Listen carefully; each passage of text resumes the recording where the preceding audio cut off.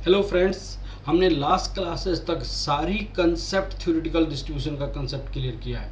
आपके binomial distribution का अलग कंसेप्ट क्लियर किया हुआ है, पॉइजन डिस्ट्रीब्यूशन का अलग कंसेप्ट क्लियर किया हुआ है, नॉर्मल डिस्ट्रीब्यूशन में बहुत सारे एग्जांपल्स और बहुत सारे टेक्निकली आपको क्लियर किया हुआ है। कुछ अब हम एक्सरसाइजेस शुरू करेंगे। सेट ए में जो एक्सरसाइजेज है टोटली थ्योरेटिकल है और आपको अच्छे से थ्योरी को पढ़ना पड़ेगा, और थ्योरी नहीं भी पढ़ते हैं तो आपको याद रखना पड़ेगा ये सारी पॉइंट्स एग्जाम में देने के लिए। तो ठीक है, तो हम स्टार्ट करते हैं। थ्योरेटिकल डिस्ट्रीब्यूशन का एक पहला क्वेश्चन पढ़ेंगे आप। फर्स्ट क्वेश्चन क्या है आपका, देखिएगा। एक्सरसाइज सेट ए हम स्टार्ट करने जा रहे हैं। Set A, a theoretical probability distribution does not exist only in theory। ये probability distribution जो थ्योरी पे एग्जिस्ट करता है या एग्जिस्ट नहीं करता है, ये बोथ होगा। बोथ भी यहाँ पे डज नॉट एग्जिस्ट तो नहीं होगा, exist only in theory, exist in the real life, exist in a real life होता है। ठीक है, तो बी और सी आपका करेक्ट होगा। ठीक है, अब देखिएगा, प्रोबेबिलिटी डेंसिटी फंक्शन में भी, प्रोबेबिलिटी डेंसिटी फंक्शन ये क्या कंटिन्यूटी होता है या इन्फिनिटी होता है। नॉर्मल डिस्ट्रीब्यूशन मैंने आपको बताया था कि कंटिन्यूअस होता है और इन्फिनिटी तक होता है। जैसे प्रोबेबिलिटी डेंसिटी फंक्शन आपको जो यहाँ पे मैंने बताया था नॉर्मल डिस्ट्रीब्यूशन केस में, f x equal to minus infinity to infinity होता है यहाँ पे, प्लस एफ एक्स होता है कंटिन्यूअस।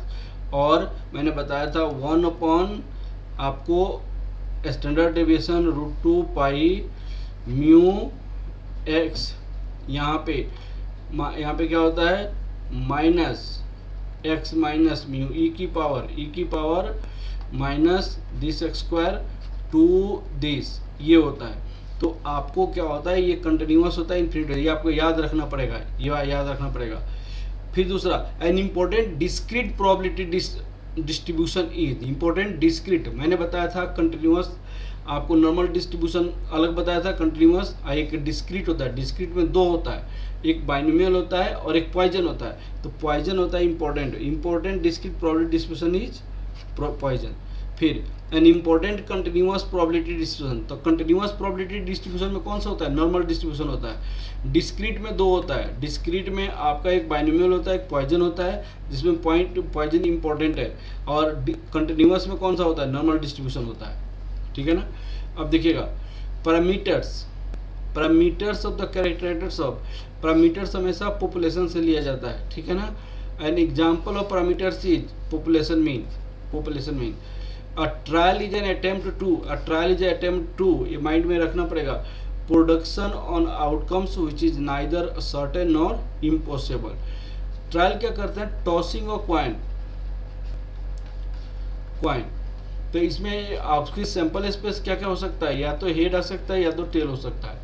तो ये आपकी एक आउटकम्स है, ये आपका एक आउटकम्स है जिसमें कोई भी प्रोबेबिलिटी ऑफ एज इसको कहा जाता है। तो आपको यही याद रखना पड़ेगा, trial is attempt to produce an outcome, या तो हेड आ सकता है या तो टेल आ सकता है, which is neither a certain, sure नहीं है कि हेड ही आएगा, श्योर नहीं है कि टेल आएगा, और इम्पॉसिबल भी नहीं है, ये इम्पॉसिबल भी नहीं होना चाहिए। तो ये वाला आपको कलम ट्रायल का डिफिनीशन आ जाता है। The important characteristics of the Bernoulli's trials, important characteristics of the Bernoulli trials में क्या होगा आपको, each trial associated just 2 possible outcomes. हर एक ट्रायल में 2 पॉसिबल आउटकम्स होंगे, या तो होगा या तो नहीं होगा। पॉसिबल आउटकम ये होता है। ट्रायल्स आर इंडिपेंडेंट का मतलब डिपेंडेंट नहीं होना चाहिए। पहले बार हेड आया तो ऐसा नहीं कि टॉस करेंगे तो दूसरी बार हेड नहीं आएगा, दूसरी बार भी हेड आने की चांस उतना ही होता है। तो बर्नौली ये बातों को कहता है, बात को याद रखना पड़ेगा। ये ए और बी पार्ट हो जाएगा। अब आपका देखिए, probability of the mass function binomial distribution का ये तो फॉर्मूला होता है, probability of X equal to R का N C R P to the power R Q to the power N minus R, या ये फॉर्मूला हो जाएगा। ठीक है ना। इन X is the binomial variate with the parameters N P, then X assume any whole number between 0 and N, कोई भी होल नंबर एज्यूम कर सकते हैं। एक्स क्या एज्यूम कर सकते हैं, जैसे p इक्वल टू 0 भी एज्यूम कर सकते हैं, P इक्वल टू 5 भी एज्यूम कर सकते हैं, P इक्वल टू n भी एज्यूम कर सकते हैं, जैसे होता है ना, कोई भी हो सकता है, तो ये हो सकता है। X is a binomial distribution. A binomial distribution is, देखिएगा बाइनोमियल डिस्ट्रीब्यूशन सिमेट्रिक कब होता है, सिमेट्रिक कब होता है बाइनोमियल डिस्ट्रीब्यूशन, जब आपकी प्रोबेबिलिटी ऑफ हैपनिंग 0.5 हो, अब प्रोबेबिलिटी ऑफ नॉन हैपनिंग भी 0.5 हो, और P plus Q equal to 1 हो। तो ये happening equal to non happening दोनों इक्वल होता है तो सिमेट्रिक होता है, बात याद रखना पड़ेगा ये आपको। The mean of the binomial distribution क्या होता है, mean of the binomial distribution NP होता है, ठीक है ना। अब चलिए, mean of the binomial distribution NP, ठीक है। फिर देखिए the variance of the binomial distribution with the parameters NP। अब देखिएगा मीन आपका बाइनोमियल डिस्ट्रीब्यूशन का NP होता है, वेरिएंस क्या होता है NPQ होता है। तो NP दिया हुआ है तो Q क्या होगा, 1 माइनस P हो जाएगा, NPQ, यहाँ पे P होगा, यहाँ P, यहाँ Q है तो ठीक है, यहाँ पे सॉरी NQ 1 माइनस Q हो जाएगा यहाँ पे, ठीक है ना, ये ठीक है।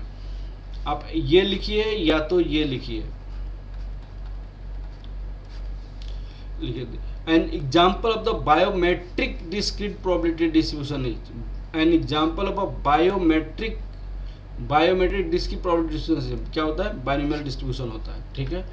फिर देखिए for a binomial distribution mean and mode are equal, for a binomial distribution mean and mode are never equal, are always equal, are equal when Q equal to this, equal तभी होता है जबकि Q इक्वल टू इतना होता है, समझ गए, 0.5। अब ये बात याद रखना पड़ेगा आपको, when mean of the binomial distribution is always more than variance, ये क्यों कहा गया, उसको लॉजिक को समझिए 16 नंबर को। अब देखिएगा मीन क्या होता है, NP होता है। अब मान लो ये n इक्वल टू 5 है, अब प्रोबेबिलिटी ऑफ दिस इक्वल, या n इक्वल टू आप मान लीजिए 15 है, और दिस इक्वल टू 1/5 है, तो ये 3 हो गया। तो ये यदि 1/5 है, P अगर 1/5 है तो Q कितना होगा, 1 माइनस 1/5 दैट इक्वल टू 4/5। तो इस केस में वेरिएंस कितना होगा, वेरिएंस होगा NPQ, तो n 15 है, दिस इज 1/5, दिस इज 1/4/5, तो ये आपका 3 हो गया, तो 12/5 दैट इक्वल टू 12.5। क्योंकि यह Q हमेशा लेस देन 1 होता है, Q हमेशा लेस देन 1 होता है, P हमेशा लेस देन 1 होता है। जब NP में आप कोई भी लेस देन 1 मल्टीप्लाई करेंगे, ऑफ कोर्स इससे कम होगा, ऑफ कोर्स इससे कम होगा, ऑलवेज यहाँ पे always more than variance, mean हमेशा ज़्यादा बड़ा होता है, ठीक है ना, ये छोटा होता है, वेरिएंस हमेशा छोटा होता है। For a binomial distribution there may be 1 mode, 2 mode, may be 1 mode हो सकता है, 1 mode. The maximum value of the variance of the binomial distribution with the parameter is NP equal to this. ये क्यों होता है उसको याद करने की जरूरत है, ये क्यों होता है उसको बाइंड में समझने की जरूरत है, ठीक है ना। अब इसको मैं समझिए, ये क्यों होता है, मैक्सिमम वैल्यू क्यों होता है। देखिएगा जब भी प्रोबेबिलिटी अगर 1/2 हो और Q इक्वल टू 1/2 हो, तो दोनों को मल्टीप्लाई कीजिए, 1/2 that equal to 1/4 that equal to 0.525। अब सुनिए, अगर P 1/3 हो तो Q कितना होगा, 2/3 हो जाएगा। अब इसको मल्टीप्लाई कीजिएगा 1/3 2/3, तो 2/9 हो जाएगा, 2 डिवाइडेड बाई 9, ये कितना हो जाएगा, 0.22 हो जाएगा। आप इसके अलावा दूसरा कोई भी पेयर लीजिएगा, तो इसकी वैल्यू से कम वैल्यू होगा, आप लेकर देख लीजिए। जैसे P equal to 1/5, Q equal to 4/1 minus 1/5 that equal to 4/5। अब P को Q को मल्टीप्लाई कीजिएगा तो 1/5 इंटू 4/5 दैट इक्वल टू 4/25, तो 4 डिवाइडेड बाई 25 आप करेंगे तो 0.16 हो जाएगा। हमेशा इससे कम आएगा, हमेशा। तो दोनों इक्वल जब होगा तो हमेशा आपको मैक्सिमम होगा, तो इसलिए n/4 लिखा है, ठीक है ना। The method usually applied for fitting of binomial distribution is known as method of momentum. इसको मेथड ऑफ मोमेंटम कहा जाता है, वो माइंड में आपको रखना पड़ेगा।